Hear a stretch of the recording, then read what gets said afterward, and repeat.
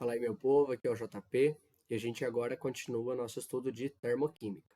Já vimos aí vários conceitos relacionados a essa parte da química, vamos agora continuar com o nosso estudo. Bom, falamos que esse ΔH é a variação de entalpia, que equivale ao calor que está envolvido numa reação química. Esse calor pode ser um calor absorvido pelo sistema, sendo aí um processo endotérmico, ou um calor que é liberado do sistema para a vizinhança. Então, um processo aí dito exotérmico, ok?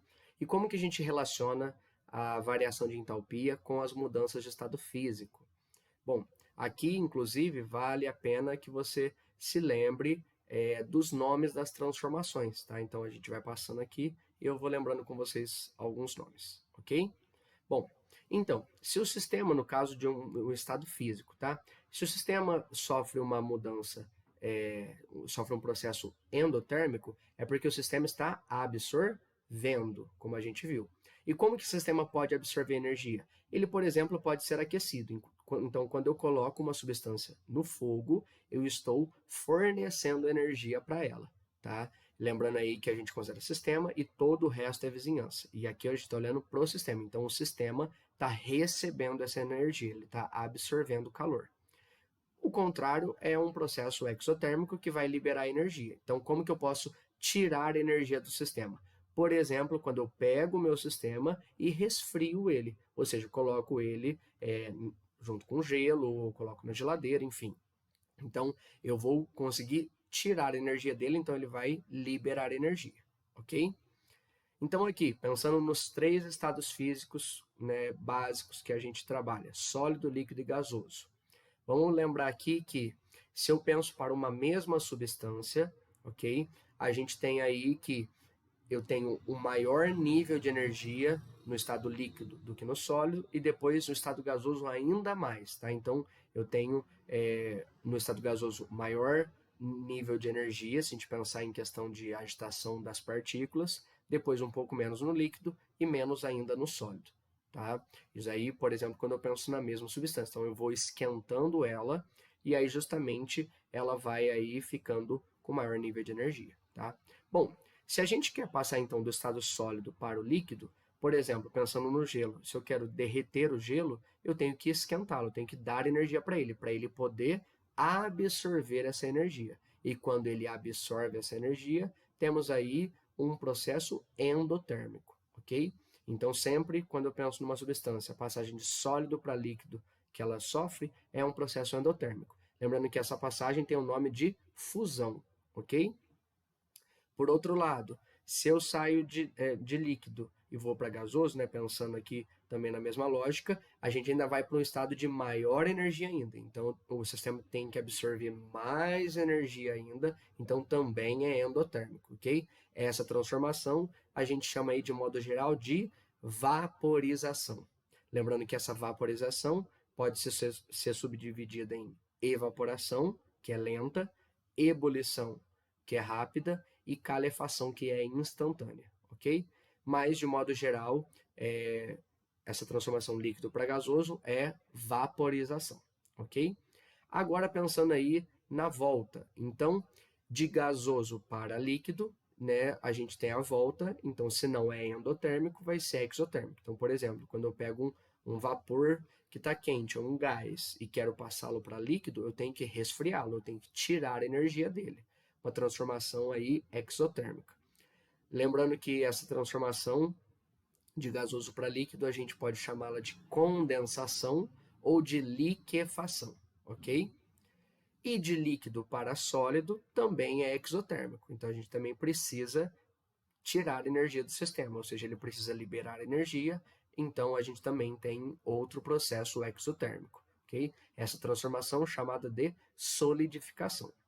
Eu não mostrei aqui, mas se fosse de sólido direto para gasoso, seria a mesma lógica. Seria endotérmico, que aí a gente chama de sublimação.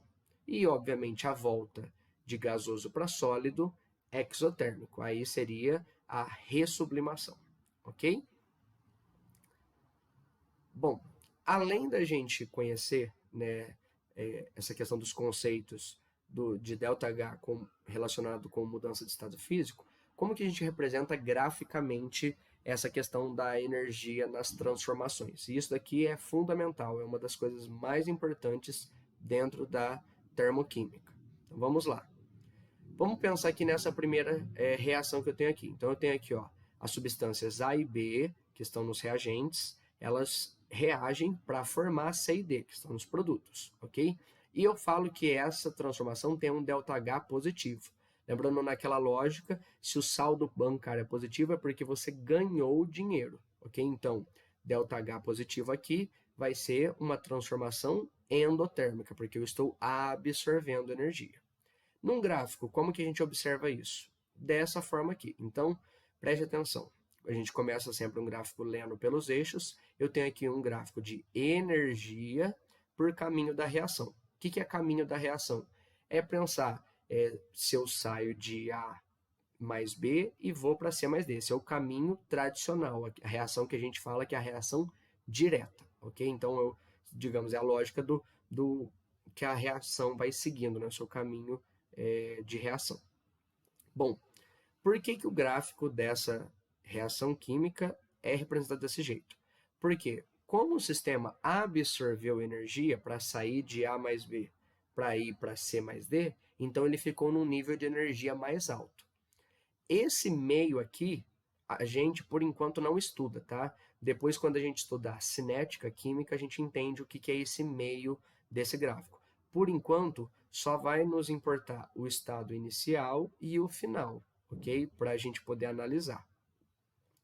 E, obviamente, nesse caso, perceba que eu saio de A mais B e aí vou para C mais D, ok? Então, essa variação aqui de energia, desse nível de cima para o nível de baixo, é justamente o valor do meu ΔH.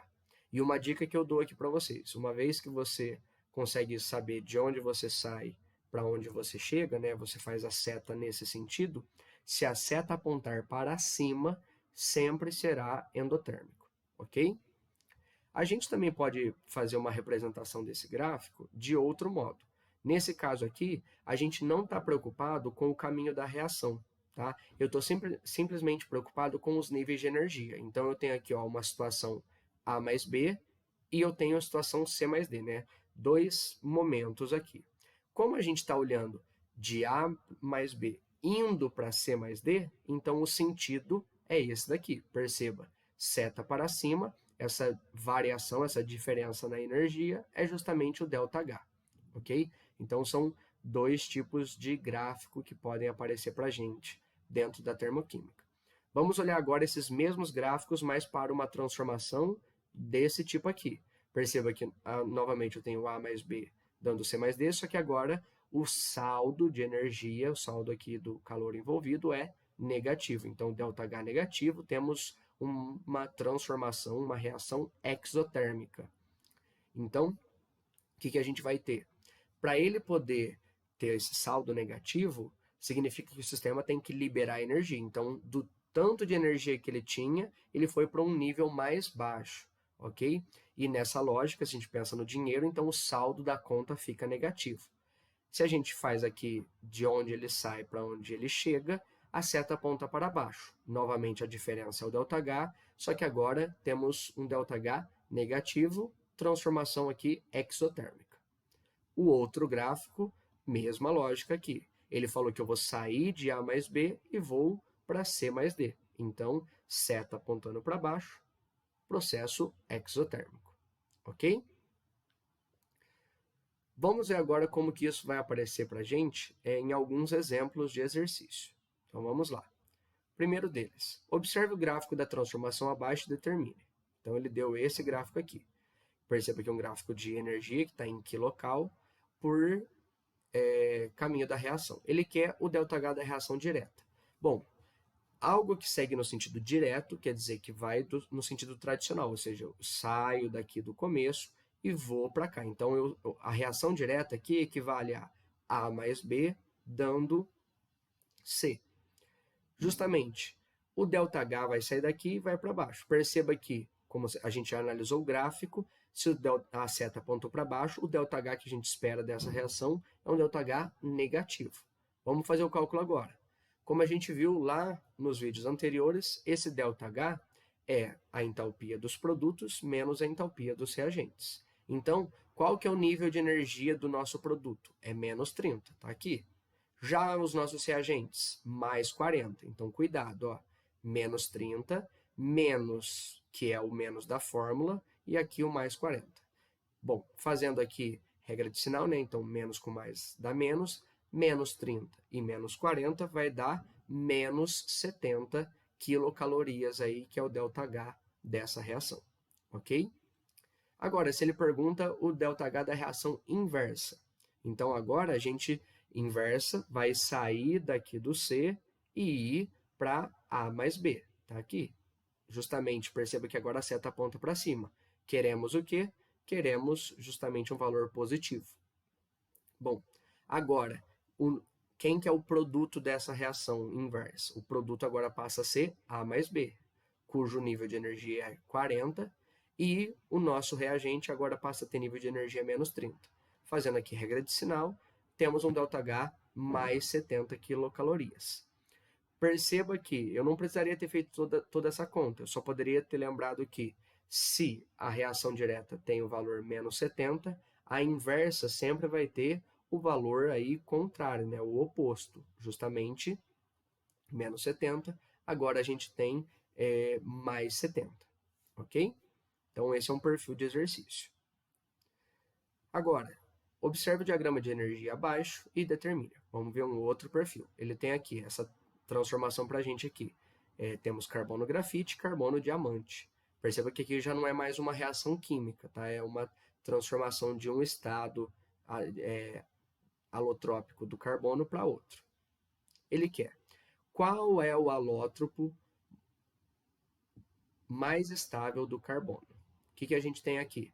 Bom, se a gente analisar os níveis de energia aqui, o nível de energia do grafite é mais baixo que o nível de energia do diamante.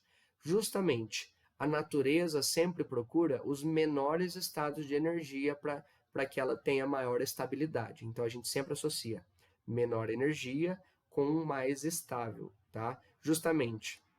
Então, por conta disso, a grafite vai ser o alótropo mais estável do carbono nesse caso, comparando grafite e diamante, ok? Agora, a pergunta é, a transformação de grafite em diamante envolve absorção ou liberação de energia? Perceba que a gente vai sair de grafite para chegar em diamante. Então, a seta vai apontar para cima. Consequentemente, esse ΔH vai ser um ΔH positivo. ΔH positivo, então, eu tenho aqui uma transformação endotérmica. Então, endo, eu estou absorvendo energia. Consequentemente, esse processo é um processo endotérmico, ok? Aí, para a gente poder pensar, tá? Muito cuidado, porque a gente não pode considerar uma reação, pensando nesse coisa que eu disse do nível de energia, né? Sempre buscar os menores estados de energia, sobre uma reação ser espontânea ou não, por conta do ΔH ser positivo ou negativo, tá? A gente tem outros fatores que a gente vai comentar mais para frente que vão influenciar nessa espontaneidade de um processo, ok? Então, cuidado com isso. E um último exemplo para a gente poder fechar mais uma parte aí do nosso estudo. Observe o diagrama de energia e a reação da combustão da grafite. Perceba que temos aí os níveis de energia. Então, se a combustão eu tenho carbono grafite mais oxigênio, formando aqui gás carbônico. Só que esse gás carbônico, a gente ainda não sabe o estado físico dele. Bom, é justamente essa pergunta. A pergunta é, qual é o estado físico do dióxido de carbono que proporciona maior variação de entalpia nessa reação?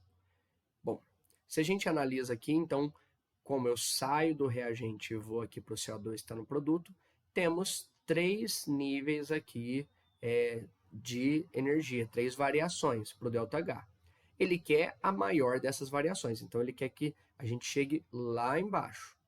Agora, para a gente conseguir fazer esse raciocínio, a gente precisa lembrar do que a gente falou sobre os estados físicos para uma mesma substância. Então, dos 3 estados físicos, sólido, líquido e gasoso, né, O estado físico mais energético dos três para uma mesma substância é o gasoso.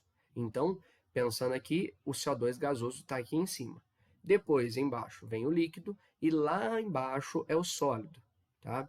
Justamente, se eu quero sair de carbono grafite mais O2 para ter a maior variação, então eu tenho que atingir o gás carbônico sólido, ok?